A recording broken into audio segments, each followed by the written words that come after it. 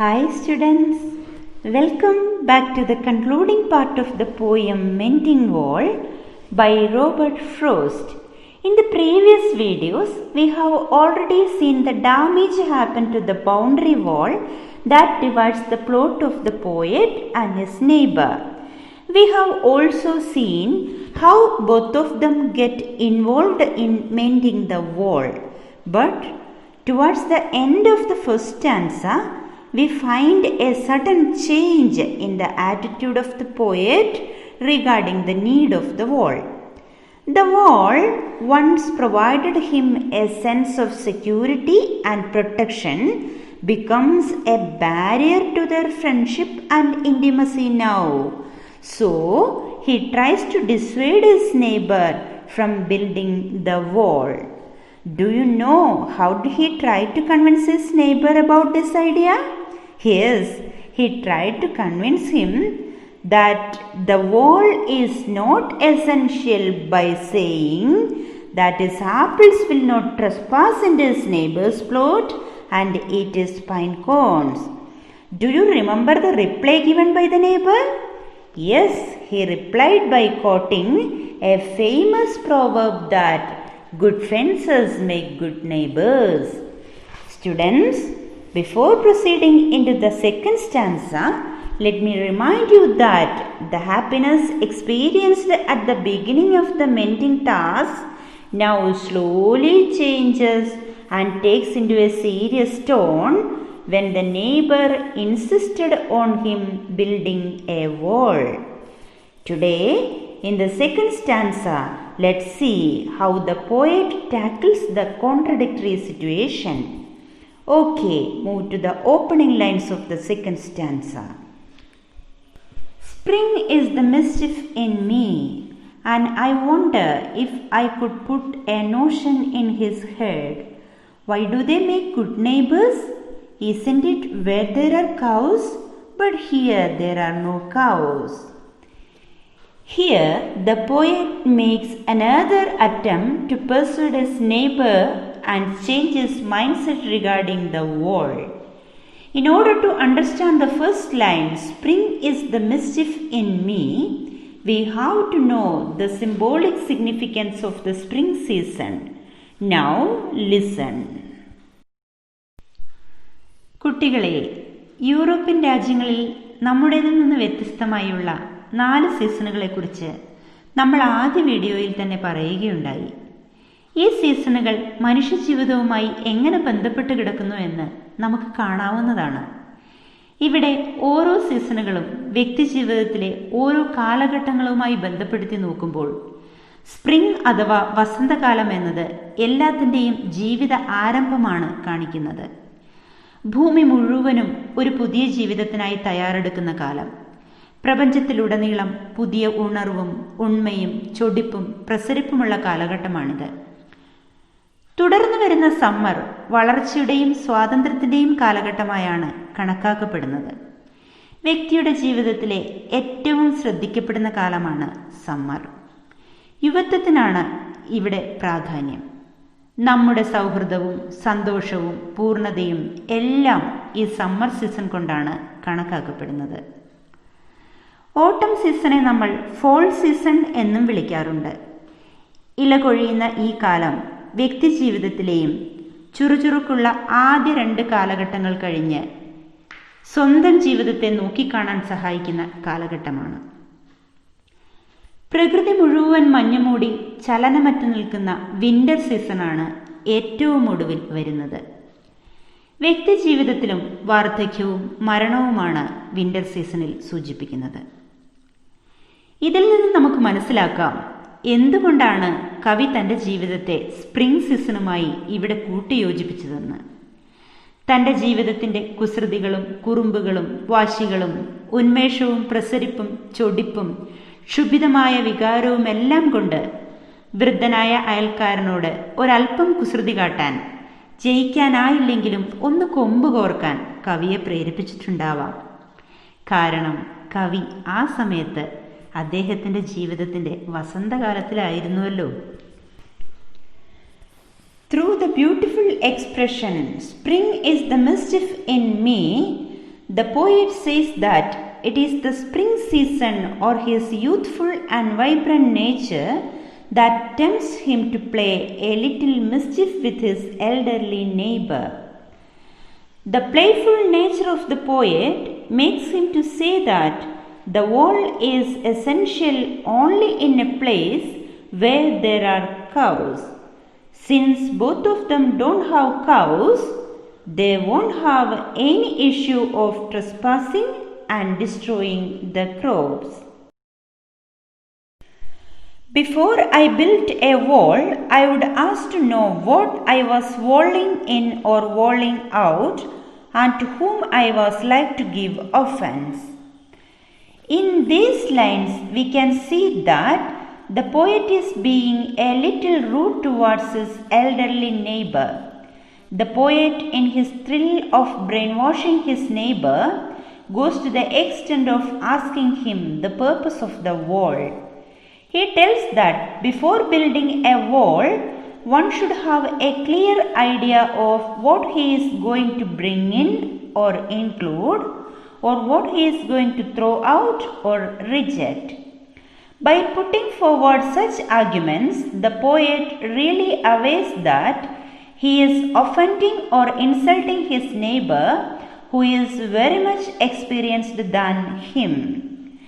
It's very clear in the line, and to whom I was like to give offense, the poet used the poetic device pun. Do you know what's pun? Pun means play upon words which sounds alike but have different meaning. Here, the poet has used pun in the word offense because it sounds like fence. Something there is that doesn't love a wall, that wants it down, I could say else to him. But it's not else exactly, and I would rather he said it for himself.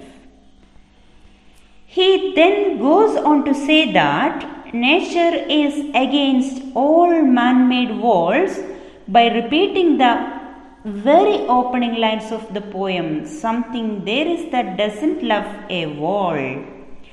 Thinking that his neighbor is very conservative and superstitious, representing the old generation, he tries another trick on him for stopping him from keeping the wall. He says that it is the elves or some supernatural creatures responsible for pulling the wall down every spring season. Do you think the neighbor will fall into this trap? Or will he get afraid by hearing this? No, not at all. Instead of, he replied very calmly, but it's not else exactly, and I would rather, he said to himself.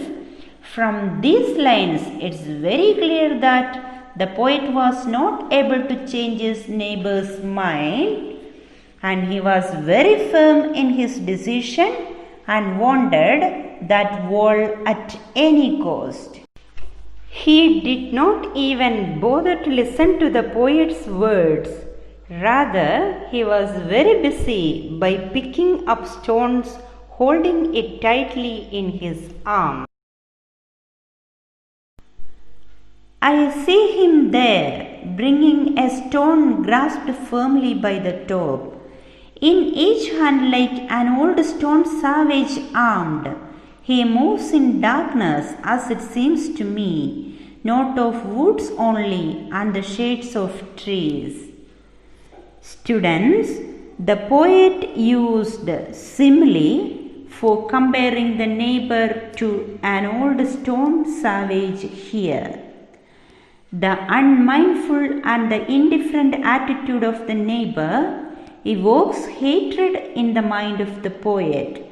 So, he is ready to compare his neighbor to an old savage belonging to the Stone Age. Do you know why he is called a savage? Yeah, because he is not ready even to listen or welcome any change.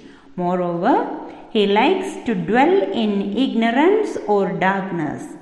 The darkness mentioned here is not just the darkness of the shades of the trees, but also refers to the ignorance of his mind.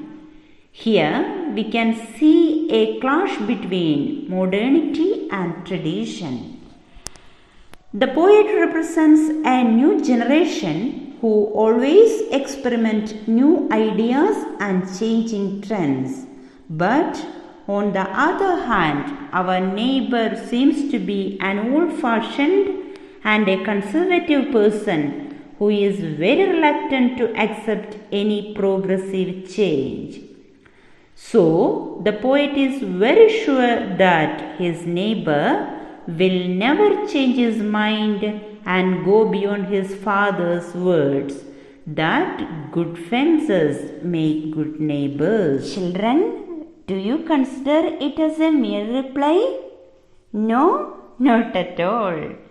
Well, the meaning becomes clear when we analyze the title of the poem again. Mending wall can be interpreted in two ways. Mending can be the act of repairing the wall, or it can also be the wall that mends human relationship. The poet's neighbor must have insisted on keeping the wall to avoid any conflict or dispute between them. Thus, this proverb indicates the need for a connection and separation between human beings simultaneously. In other words, we can say that as human beings, we should stay connected, but at the same time, we need our own world detached from others. കവിതയുടെ തുടക്കം മുതൽ മതിലുകൾ ആവശ്യമില്ല എന്ന് കാണിച്ചു തന്നിരുന്ന കവി പക്ഷേ ഏറ്റവും ഒടുവിൽ മതിൽ അഥവാ വോൾ എന്ന ചിന്തയിൽ നിന്ന് മാറി ഫെൻസ് അഥവാ വേലി എന്ന കുറച്ചുകൂടി സുതാര്യമായ ആശയത്തിലേക്ക് എത്തിച്ചേരുന്നുണ്ട്. പ്രായോഗികമായി ആവശ്യമുള്ളിടത്ത് മതിലുകൾ അല്ലെങ്കിലും ഒരു വേലിയെങ്കിലും വേണം എന്നതിലേക്കാണ് ഒടുവിൽ നാം ചെന്നെത്തുക. ഇത് പക്ഷേ കെട്ടിയടയ്ക്കപ്പെട്ട കൂറ്റൻ മതിൽക്കെട്ടുകളെയല്ല, മറിച്ച് ആവശ്യമെങ്കിൽ പൊളിച്ചു മാറ്റാനൊക്കുന്ന സൗഹൃദം നിറഞ്ഞ വേലികൾ എല്ലാ ബന്ധങ്ങളുടെയും ആരോഗ്യകരമായ നിലനിൽപ്പിന് അത്യാവശ്യമാണ് എന്ന് കവി കണ്ടെത്തുന്നു. ഒരുവന്റെ സ്വാതന്ത്ര്യം മറ്റൊരുവന്റെ മൂക്കിൻ തുമ്പ് വരെയേ പാടുള്ളൂ എന്ന ആ പരിധി നിർണയമാണ് വേലി എന്ന ആശയത്തിലേക്ക് നമ്മെ എത്തിക്കുന്നത്. അതെ, ജീവിതത്തിലുടനീളം നമ്മൾ നിലനിർത്തുന്നത് നല്ലതാണ് ഇത്തരം പൊളിച്ചു മാറ്റാവുന്ന വേലികളെ. Children, isn't it a great thought?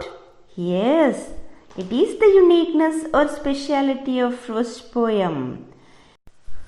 So, undoubtedly we can say that Mending Wall is a poem begins with a delightful experience of bringing the two neighbors closer and ends with a wise thought that for a long-lasting relationship, a wall or a fence is very essential. Here ends the poem Mending Wall. Let's meet with another video. Till then, goodbye.